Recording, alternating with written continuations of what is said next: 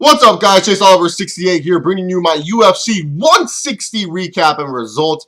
Hey, guys, do you guys ever feel like you want to judge an MMA fight and say, hey, I know who's winning these rounds? Well, go check out Youjudge. I have Youjudge. It's awesome. They're out on the iPhone and the iPad. They're going to be on Android starting next UFC event. Go check out the website down below. Follow them on Twitter. Awesome stuff.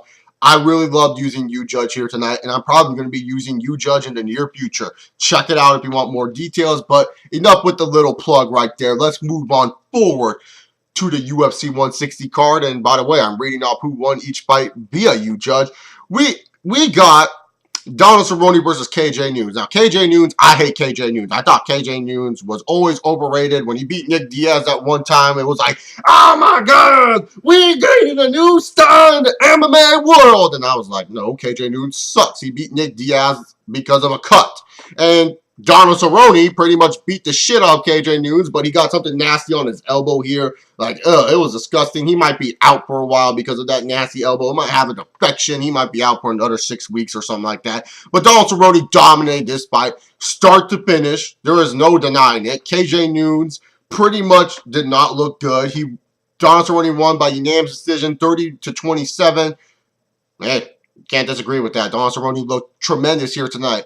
All right, we get on forward to the lightweight #1 contendership match, which pretty much was announced last time Benson Henderson beat an opponent.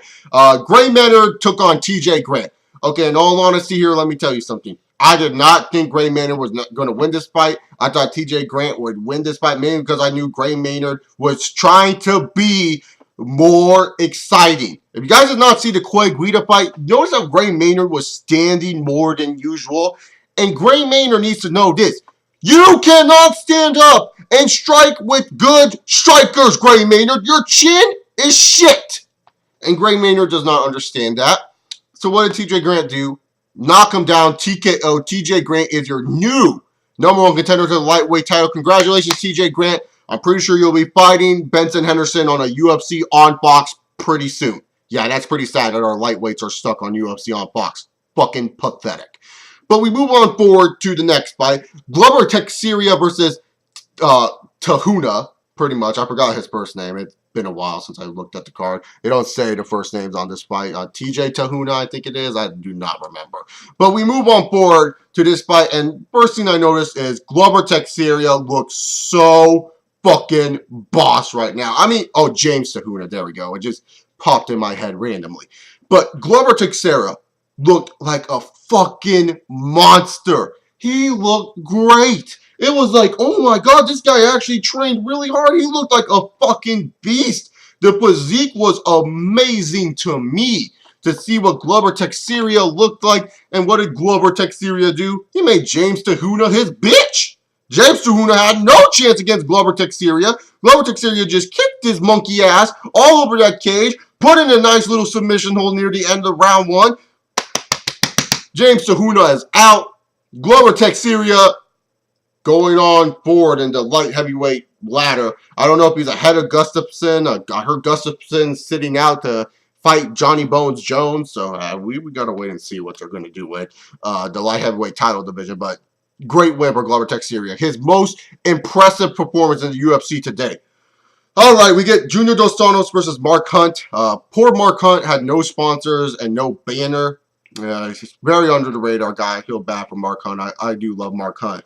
But Mark Hunt faced off against JDS. All right, so in the first round, straight up, JDS knocked the shit down of Mark Hunt. Mark Hunt was on the ground. And what does Mark Hunt do? He just gets up. Like, it's no big deal. Like, yeah, I took that shot. Now I'm still here to fight. And that was crazy as hell. And it set the pace for the whole fight. Because in the second round, these two were standing and banging. Yeah, it was a little bit sloppy. But these are two fucking striking heavyweights. What do you expect? And then JDS, after he got caught a couple times, said, hey, you know, I got to be smart here. Let me use my groundwork on him. And that's what JDS did.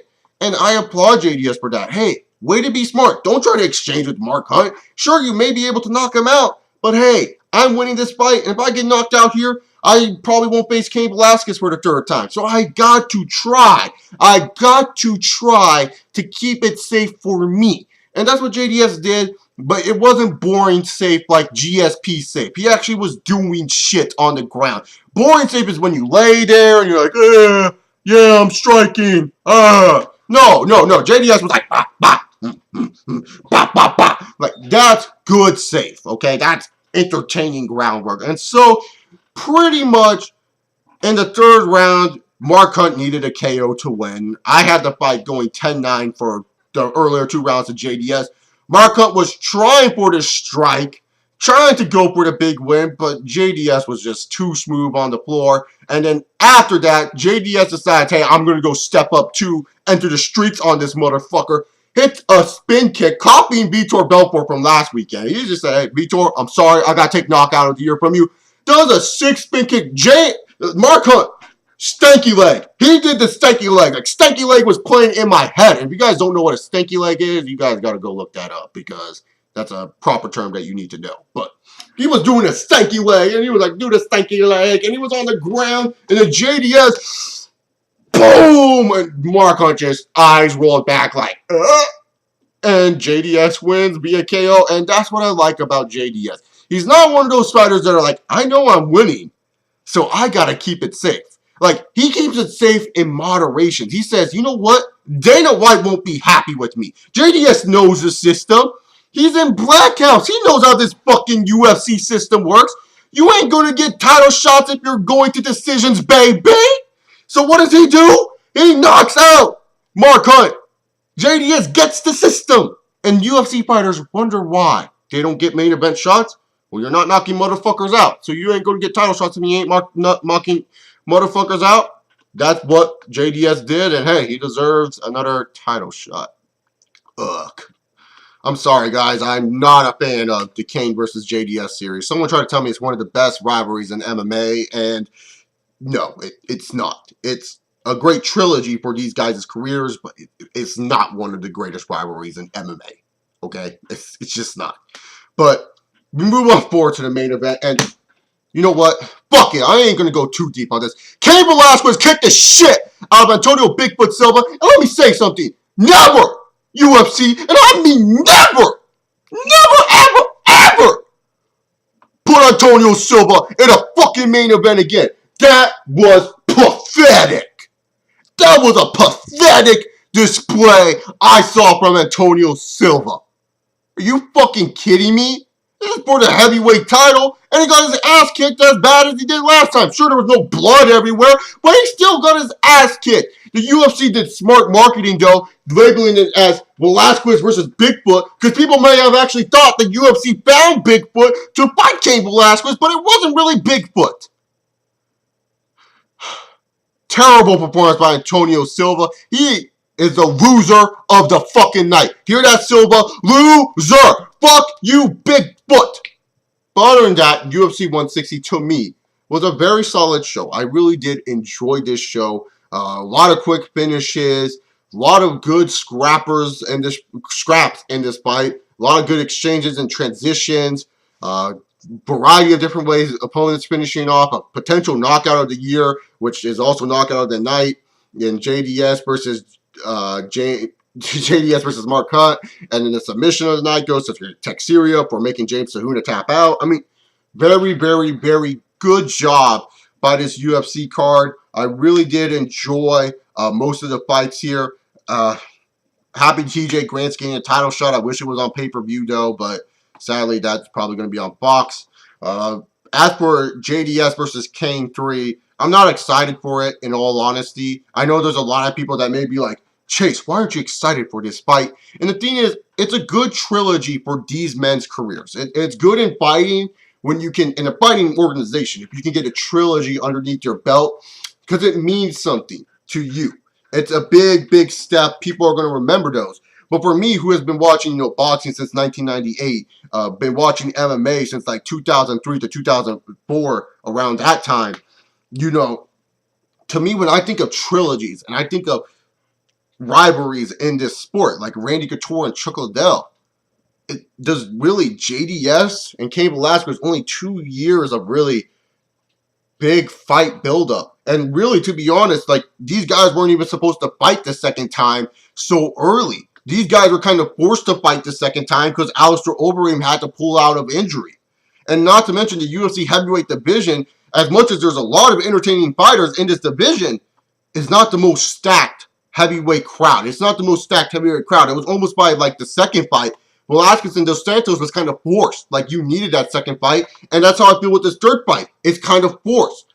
Back with the Randy Couture and Chuck Liddell feud, those fuckers didn't fight again until 2 years later, like a legit 2 years later. And Liddell had to go through everyone else before he got a shot at Randy Couture again. And Randy was the same thing. He had to go through everyone else before he got to fight Chuck Liddell again. But with this, the Velasquez and Dos Santos feud, it's like they're not really going through anyone else. They just fight one guy that's like not even near their skill sets and levels. And that's being dead honest here. I mean, Cain Velasquez, after he lost the title, who did he beat? He beat like motherfucking Bigfoot, who he just beat tonight, and he got a title shot just because Overeem couldn't do it.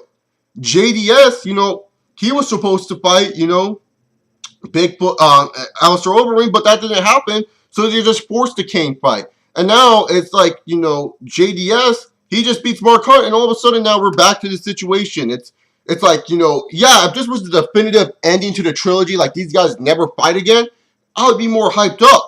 But the thing is, we know this is going to happen again. We're going to get JDS versus Cain 4 and JDS versus Cain 5 because the heavyweight division is so depleted.